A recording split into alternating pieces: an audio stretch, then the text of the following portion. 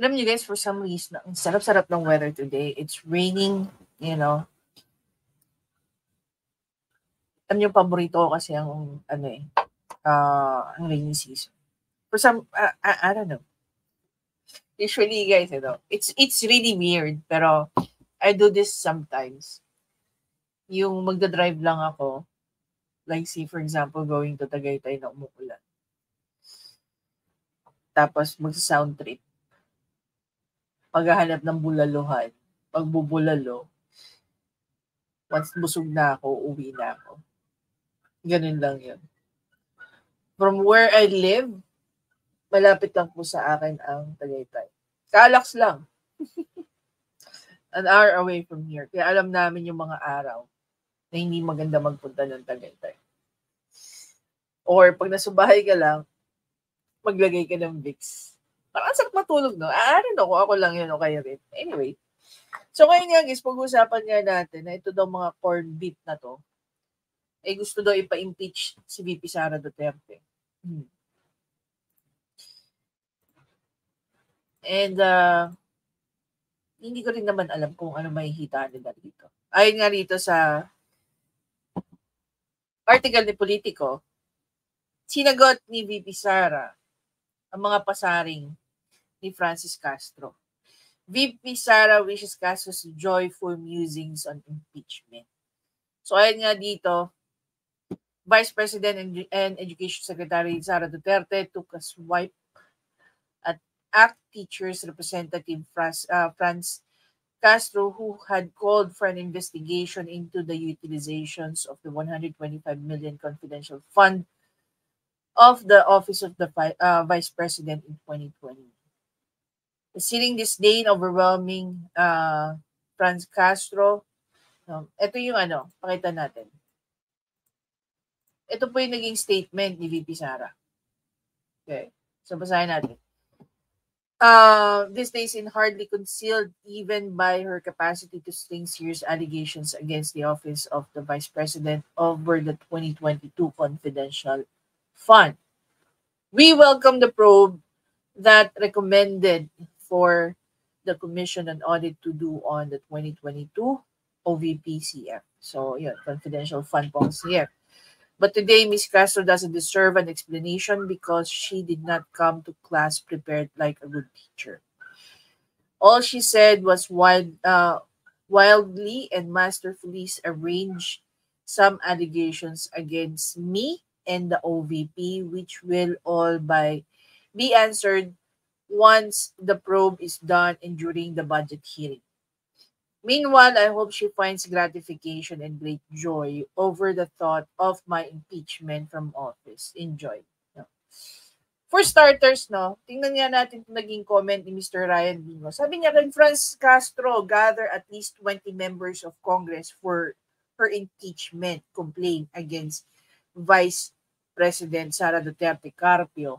Para sa akin, guys, it's a no-brainer. Seriously, no-brainer. Bakit?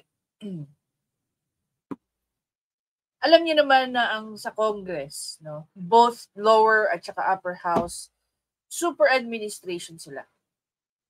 Okay? Super admin. Ngayon, balikan muna natin ito ng bahagya. Sabi rito, Leni Robredo was the Vice President when 2022 General Appropriation Act was signed by the President Rodrigo Roa Duterte. Okay? Roa, pero sinabi ko na.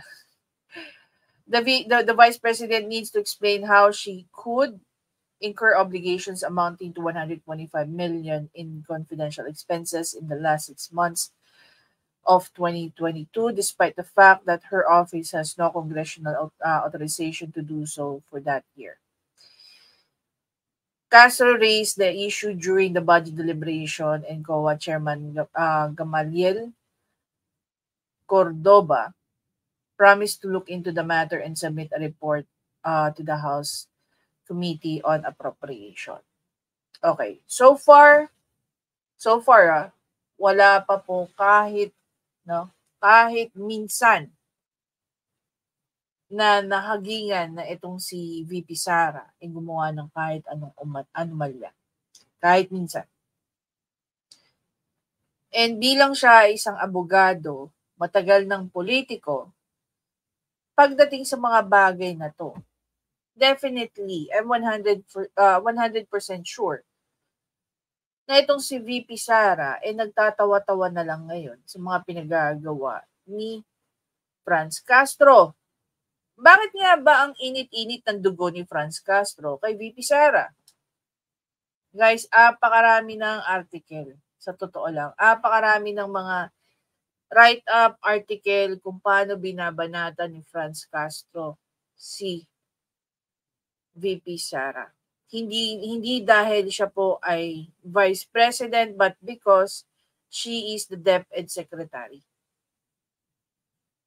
And so far, paliit na ng paliit ang mga grupo ng mga aktivista ngayon sa eskwelahan. Kasi totoo naman hindi po ba bawat organization may mga tinatawag na advisors? Ano po ba nangyayari sa mga kabataan natin in the last couple of years? Ano po nangyayari? Mga nagiging NPA.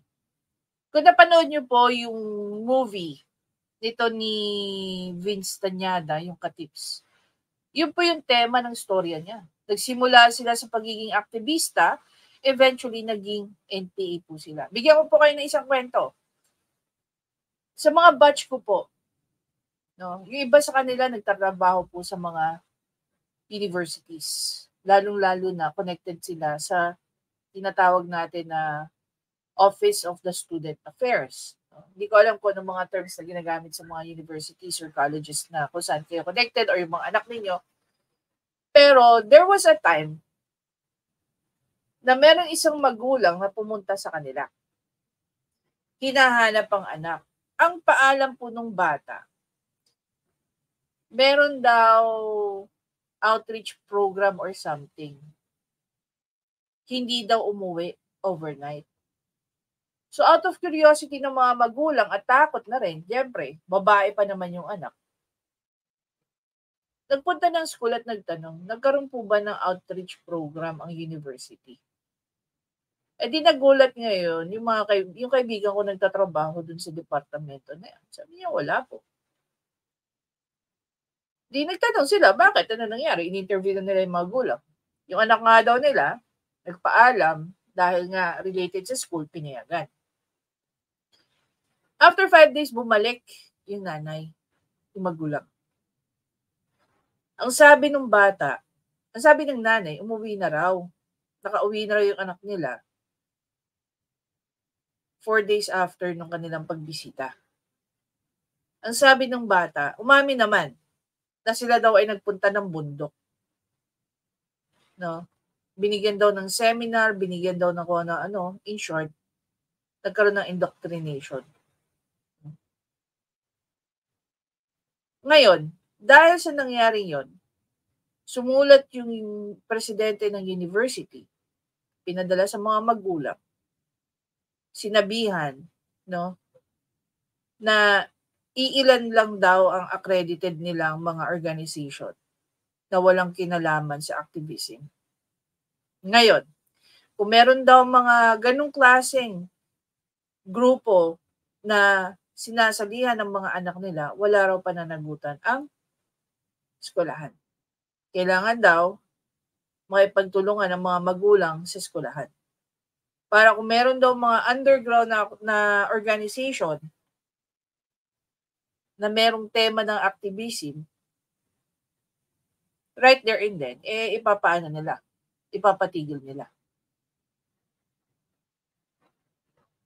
So ngayon, binigyan ngayon ng responsibilidad ng mga magulang na alamin kung sino-sino, kung ano-ano mga organization o grupo ang sinasalihan ng kanilang mga anak. That was before VP Sara. And ngayon, dahil pumasok na po sa istorya si VP Sara, imagine niyo yung takot ni Francis Castro. Vice President na siya, DepEd Secretary pa siya, tapos ngayon, connected pa siya sa NTF-ELCAC. Sinabi nga naman ito ni VP Sara, magiging personal niyang advocacy na gawing insurgency-free ang Pilipinas at inuumpisa niya po ito sa kabataan. Guys, ang dali-daling masway ng kabataan. Napakadali. Karamihan pa ngayon, hindi ko sinasabi na pero karamihan niya yon. Mapabata, mapamatanda. No? Batang matanda, tamad mag-research. So kung anong sabihin ng ibang tao, ang daling maniwala. Hindi nga natin sa Marites, di ba? Tayo nga nagpauso ng Marites. Kanina nga guys, while I was having a late early dinner, late lunch. So I was talking to, I was hearing yung mga tao sa kabilang table while I was watching yung rerun ng Gilas game last night. Sabi ng isa, I think American citizen na siya na nagbabakasyon lang dito. Mas okay siya na konti lang ang mga Filipino sa isang state. Because kadalasan, if you're part of a Filipino community, imbis na makatulong, laman ka ng chismis nila, mahilig mga ipagyabangan, mahilig mga ipaglamangan, mga ganyan-ganyan. So I was pretty surprised, no? Sa totoo lang, nung ako po ay nakatira sa UAE, o maybe because pinipili ko yung mga taong sinasamahan ko. Hindi po kasi sumasama sa mga taong ganyan. Mahilig mga ipaglamangan, mga ipagpataasan ng ihi at ng kung ano-ano. Ako rin mismo, umiiwas ako sa mga ganyang klase ng tao. So, come to think of it na lang, yung ugali nating bulok dito sa Pilipinas hanggang sa ibang bansa, bitbit pala natin. At gaya rin natin, may mga taong sinusukay mga ganong klaseng ugali. Diba? Anyway, so going back dito kay VP Sara. Napaka-imposible na ma-impeach niya si VP Sara. Maliban sa ilang piraso lang silang boboto. Maliban kay Castro, yung dalawa niyang kapanalig, baka nga pati silagman lang. 4, the most. No? 4 lang.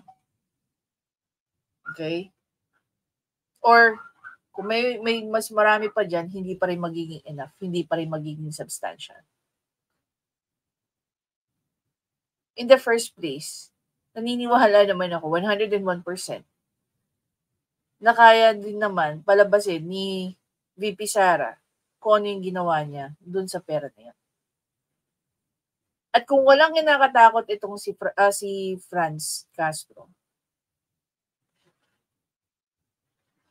hindi niya kailangan ipa-impeach si VP Sara. Kung gusto mo lang talagang paimbestigahan mo. At kahit naman i-impeach mo yan, as a vice president, secretary pa rin siya ng DepEd. Nakapwesto pa rin siya sa NDF-LCA. Which is yung both mo kinakatakutan, hindi yung pagiging vice president niya. Diba? Kaya ba naniniwala kayo? Ako, same with Mr. Ryan Dingo. Kaya nga sinabihan na lang siya ni VP Sara, enjoy. Higupin mo yung mainit na sabaw hanggat gusto mo. Dahil baka ang gawin sa'yo ni VP Sara, ibuhos sa'yo yung mainit at o kumukulong sabaw na yan. Baka bumaliktad. Baka nga may kinakatakot tong pinangunahan lang niya si VP Sara. Baka sooner or later may biglang sumabog sa mga mukha natin na balita tungkol dito sa mga pinagagawa mismo ng ACT party list representative na si Franz Castro. Let's wait and see. I'm very sure na may napupuntahan yung pera na yan. Kaya nga takot na yan si Franz Castro. Minsan, by the way guys, kung tatanungin nyo, ano yung ibig sabihin ng corned beef? May nagsabi sa akin, ang mga corn beef daw, yan yung mga taong hindi dinidenounce ng CPP, NDF. O nga naman. Bakit nga ba hindi nila dinidenounce sa mga yun? Kung dinideny nilang hindi daw sila mga komunista. So ano pala sila? Diba? O sino gusto makipagpustahan? Starbucks. Walang mangyayari sa impeachment na yan. Ikaw ba, naniniwala ka na may mangyayari sa impeachment na yan o matatawa ka rin gaya ko? Anyway guys, I'll see you in the next video. Thank you so much for watching. Please don't forget to subscribe, like, and comment. I-share nyo na rin. You know that drill. Bye guys.